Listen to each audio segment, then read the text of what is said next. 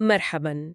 اليوم نغوص في تحد هندسي كبير هو الوقت في مشروع ملعب طنجة الكبير. معنا مقطع فيديو تقني يكشف تفاصيل تسقيف هذا الملعب الضخم اللي ممكن يكون تاني أكبر سقف شعاعي في العالم. مهمتنا اليوم هي نفهم كيف تقنيات تبدو بسيطة، الرؤوس المسننة، ممكن تكون هي المفتاح لسرعة الإنجاز قبل الموعد القاري المهم. خلينا نبدأ. المقطع بيعرض وصول صناديق ضخمة جداً فيها آلاف الأمتار المربعة من أغشية بيضاء. هذه هي أغشية PTFE المعروفة بمتانتها. السؤال هو: كيف سترفع وتثبت كل هذه المساحة الهائلة بالسرعة المطلوبة؟ هو فعلا سباق مع الزمن، والعملية بتعتمد على عناصر متكاملة لتسريعها.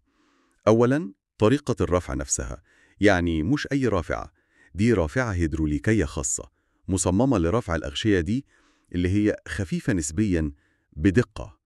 الأهم هو نظام الرفع المتزامن متعدد النقاط. نظام رفع متزامن متعدد النقاط؟ كيف وليه هو مهم هنا؟ يعني نقاط رفع كثيرة على الغشاء الواحد بترتفع بنفس الوقت وبنفس السرعة بدقة شديدة. ده ضروري جدا عشان الغشاء يطلع بشكل متساوي تماما. أي ميل أو التواء ممكن يتلف المادة أو يقفل على الهيكل. مفهوم.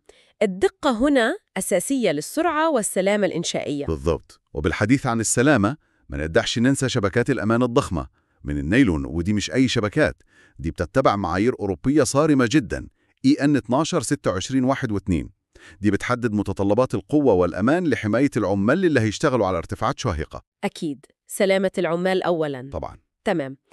إذن بعد الرفع الدقيق وضمان السلامة، نوصل للنقطة اللي تبدو محورية هنا، اللي بتفرق في السرعة: الرؤوس المسننة وحبال الشد. كيف تشتغل المنظومة دي مع بعض؟ صحيح، هي دي النقطة المحورية اللي بتغير طريقة الشغل مقارنة بالطرق التقليدية. الطريقة التقليدية عادة فيها فرض للغشاء، بعدين شده وتثبيته مؤقتاً، وبعدين اللحام الحراري، ودي عملية بطيئة ودقيقة وتعتمد على الجو وتحتاج وقت طويل أكيد. بالضبط. هنا النظام مختلف تماماً، بيعتمد على تثبيت ميكانيكي سريع. أولاً، حبال الشد الفولاذية، دي بتركب مسبقاً داخل جيوب خاصة في الأغشية وهي لسه على الأرض. وهي على الأرض؟ هذا بيوفر وقت كبير. أكيد. وظيفتها إنها توزع قوى الشد الهائلة بالتساوي عشان تمنع أي تمزق لما الغشاء يتشد بعدين. وبعدين الغشاء بيرفع وهو فيه حبال الشد. وهنا يجي دور الرؤوس المسننة. إيه هي بالضبط؟ مجرد بروزات معدنية؟ لا، هي أكتر من مجرد بروزات. دي قطع معدنية مصممة بدقة عالية ومثبتة مسبقاً على الهيكل الفولاذي للسقف. أماكنها محددة بدقة متناهية حسب التصميم، فلما الغشاء يرفع فوق الهيكل، الرؤوس دي تشتغل كمرشدات تحدد مكانه الصحيح فوراً.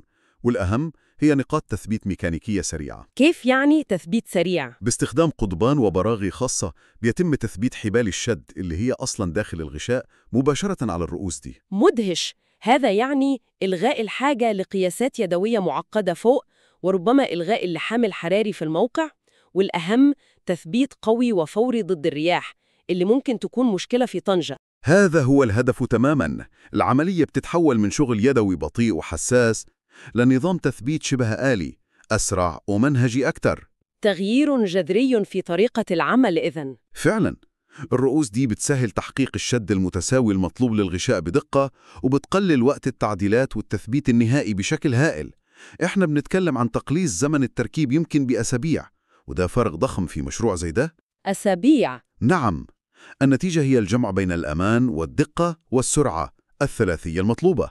إذن واضح إن الرؤوس المسننة دي مش مجرد قطعة معدنية، دي قلب نظام هندسي ذكي جداً، مصمم عشان يتغلب على تحدي الوقت في مشروع عملاق زي ملعب طنجة، وهذا بيعزز الأمل إنه يكون جاهز في الموعد.